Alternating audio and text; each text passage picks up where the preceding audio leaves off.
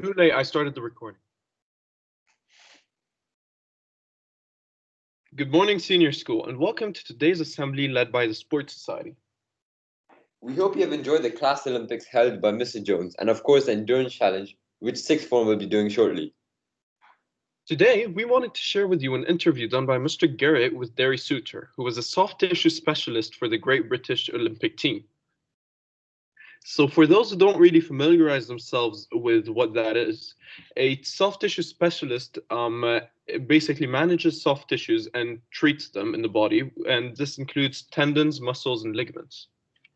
Derry Suter has a vast experience within the sports medicine industry. He has treated athletes such as Jessica Ennis and has also attended numerous Olympic events as the Great Britain soft tissue specialist. We would like to first show you the impact Derry Suter has had on Jessica Ennis, who is a world-renowned heptathlete. As a heptathlete, so heavily on your body, being in one piece, being able to go through the training and obviously the competition.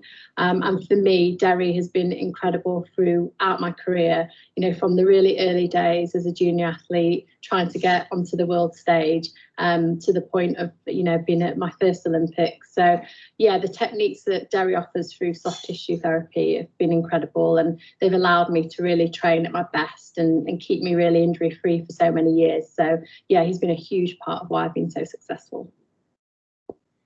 And there she is, Laura Muir, just having her pre-warm-up massage, getting those muscles loose.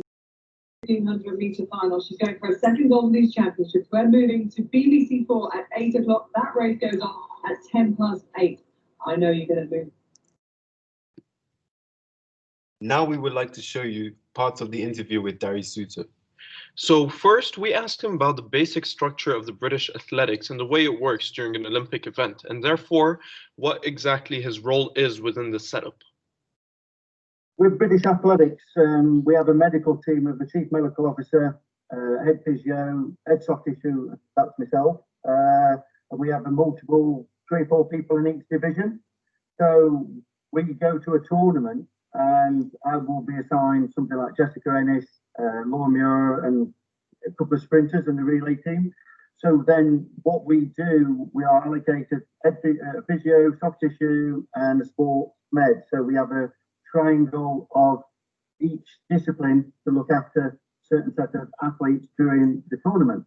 So my role would be, say, if Jessica was competing Wednesday and Thursday, I would be with basically her for Wednesday and Thursday during the competition, and then moving on to the other athletes later on in the competition. But it's usually a specialised team looking after so many athletes, and so basically to get everything they need at that right time and place to compete. We also wanted to ask him the importance of a massage from a psychological point of view, as well as the key team members involved within this role. So we can take Laura Muir as the girl on top at the moment. I've sent Mr. Garrett a video of me treating in the European Indoor Championships in Glasgow. So if you see the video, I will can see me treat Laura pre-event, and you see some of the techniques we use is more activation and stretch techniques to not tire the muscle, but get the athlete ready, warm, and basically mentally, physically. So I can tell Laura where she's going to be, how she's going to be, how her muscles are moving, and all of a sudden you see a smile on the athlete's face because they know I'm telling them the right thing because they feel in the right thing. So an athlete knows when they're in great shape, and if you're not in sync with the athlete, you are struggling as a therapist. But I think with experience and being part of their multidisciplinary team, you can tell when somebody's not right, and you as a therapist have got to get them ready for that time and place for that competition. It is quite interesting to know that although it is just a simple yet complicated massage, it can positively impact the athlete from a mental perspective. However, we wanted to know more about the medical and scientific reasoning behind having massage.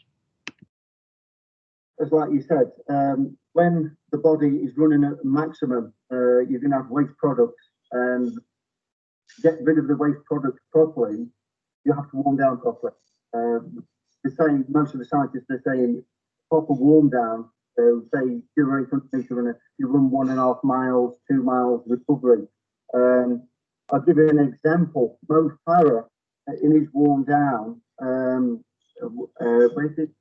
pre-London 2012, I was treating Jessica on a recovery strategy. Mo Farah was on a treadmill. He'd just done 13:09 in the trials. And then after he put his normal trainers on, he went to he's been to Birmingham League. You've seen the indoor area. He did 10 100 meters flat out. Then he walked back towards, I'm thinking, he's done 10 100 meters flat out. This is after a 13:09, 13:10 race. And then his warm down was 20 minutes at 20 kilometers an hour.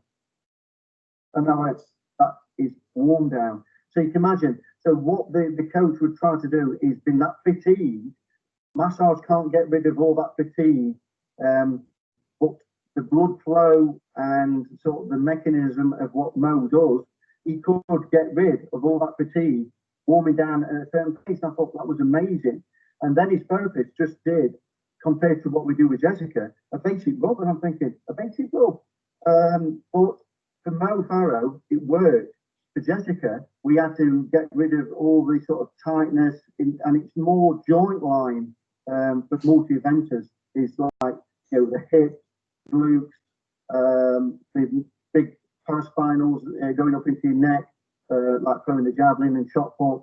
So for us, it's trying to minimize the muscle soreness and trying to activate them ready for the next 48 hours. So it's usually 48 hours for sort of the muscles to repair and to get ready for high intensity training, as the world class athletes do. And recreational athletes, to be fair. Most of the athletes probably running in Dubai. Warm weather does help the muscles relax, and all we try and do is make them more pliable as possible due to the effect of exercise.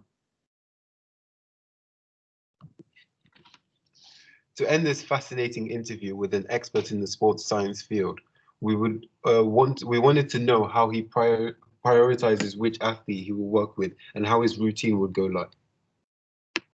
Like I said, normally I'm specialised with 4 or 5 athletes, so it's easy for me because it's already been programmed. So look at the last World Championships in Derry. So the marathon was run at what, 12 o'clock, 1 o'clock, something? Yeah, midnight, yeah. So for us, is we just take everything back from a normal track and field meet at 5 o'clock till 9 o'clock. We change it to 11, 12 o'clock. So it's more stay in the bed to make them recover. So basically, we're doing the recovery strategies at 2, 3 o'clock in the morning. So we just take the clock back and do it as norm as possible. But to do that, I think you need to train 3, 4 weeks before that at that sort of time and things like that. To be fair, we try and make it exactly the same 2, 3, 4 weeks in advance of what we're going to do. Otherwise, the body gets tricked to not responding at a certain time. Yeah, so specificity, really, isn't it? Yeah. Okay. So it's all planned with the team, and we get like the nutritionists get involved because you don't want to be eating at 4 o'clock in the morning. So the nutritionists are great at that because we make sure we have little and often to make sure we don't feel too full and they can sleep straight away. Because for us in track and field, sleep is the maximum recovery you can ever have. You need 8 hours, 8 to 9 hours. Laura Moore probably has 10 hours. Gemma, Ricky has probably the same. So I think for us, recovery, you say recovery, the basic recovery is the best recovery is sleep. We hope you enjoyed our assembly and our interview with Derry Suter. And for any further questions regarding this field or Derry Suter himself, please feel free to contact any one of us.